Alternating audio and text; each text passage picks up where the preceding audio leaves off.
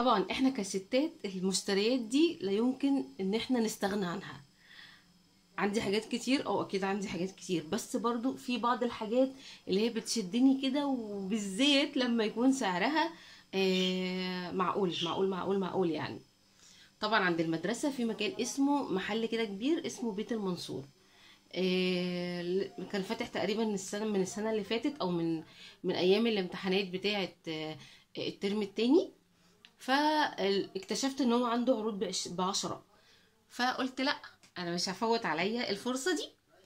اول حاجة كده جبتها من عنده الشرشوبة دي، اللي هي بتتركب كده في العصاية، وده كده شكلها، وبيتسيق بيها، انا بحبها. فلقيتها عنده ب10. انا معرفش في اماكن تانية برضو ب10 ولا لا، بس انا لقيتها ما شاء الله كثيفة كده وحلوة تقيلة كمان. فانا بستخدمها، فطبعا لازم تبقى عندي، لان بما ان عندي الجردل بتاعها. لقيت كمان برضو المشابك دي. طبعا بقى المشابك بقى وادراكا من المشابك، والمشابك اللي انا عمالة اوقعها وانا بنشر. فلقيت برضو المشابك دي ب10. فهي نوعا ما حلوة يعني، مفيش حاجة دلوقتي في الأيام الجميلة اللي احنا فيها دي مفيش حاجة ب10. فده كده شكله حلو. بحب انا انشر بيه الحاجات اللي هي بالذات الخروج، علشان لو ما اللي هي اسمها ايه ما يصديش. لقيت برضو العلبة دي، هي العلبة دي اللي خلاني اجيبها ان هي ب10. استخدامها ايه معرفش. هي كده شكلها عامل كده، ومن ورا كده المفروض ان هي بتتعلق، بس انا معرفش هي بتستخدم في ايه.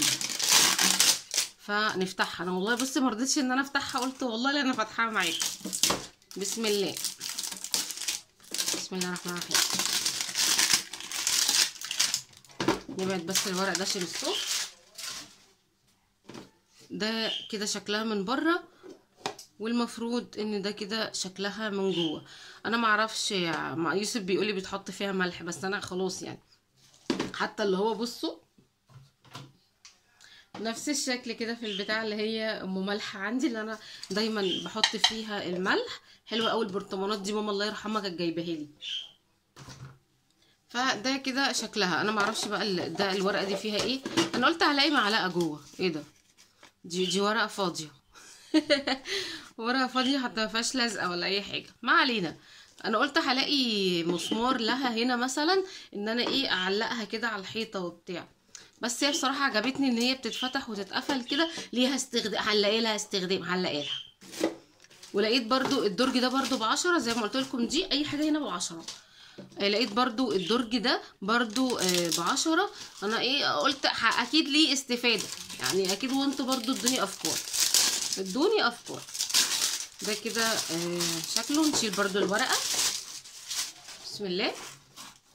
ده كده شكله، وده احسن لون يعني لقيته. لو كنت لقيت بني اكيد كنت هجيبه. بسم الله. المفروض ان احنا ايه بنفتح كده. يتفتح. مش عايز يتفتح ليه؟ بسم الله اهو. ايه ده اتفك. ما علينا. نركبه. بسم الله. نركب كده مش مشكله. المهم ان هو ايه، المفروض ان هو درج ويتفتح ويتقفل، لان انا لو فضلت اركبه كده هياخد وقت يعني. فده كده حجم الدرج من بره او من جوه بمعنى اصح. والشكل البسيط ده ينفع اكتر يعني لاطفال. انا بفكر ان انا اركبه واعمله بسمغ او بامير علشان يمسك، واللي هو ايه يفتح. المفروض ان هو ايه ممكن تحطي فيه توك دبابيس الحاجات دي. فانا اكيد هستخدمه استخدام حلو يعني باذن الله. برضو كان عنده المكانس دي، هي على قد سعرها، هي ب10 جنيه. انا قلت ايه حلوه ان انا اكنس بيها الاوضه الشقه جوه، لان انا دايما دايما دايما جوزي المكانس يكنس لي بيها قدام الباب، فانا بتعفر بصراحه. فاللي هو لا، انا هجيب دي واخبيها، ودي خاصه للشقه جوه. برضو كان في كميات كبيره، بس الناس طبعا انا يعتبر رحت في المتاخر، فالناس خدت احلى حاجه اكيد. حتى هنا هتلاقوا فيها إيه مش عارفه اسمها ايه كده، عيب. فقلت مش مشكله، على قد سعرها برضو ب10. جبت برضو المنظم ده برضو انا كنت محتاجاه قوي قوي قوي قوي قوي للتلاجة، ان انا احط فيه بقيه البقوليات اللي حماتي بتجيبها، علشان الدرج اللي انتوا عارفينه اللي هي الكروانه اللي انا عملتها درج دي للتلاجة، بسم الله ما شاء الله اتملت على الاخر، ففي حاجات ملهاش مكان، فعلشان كده انا جبت ده.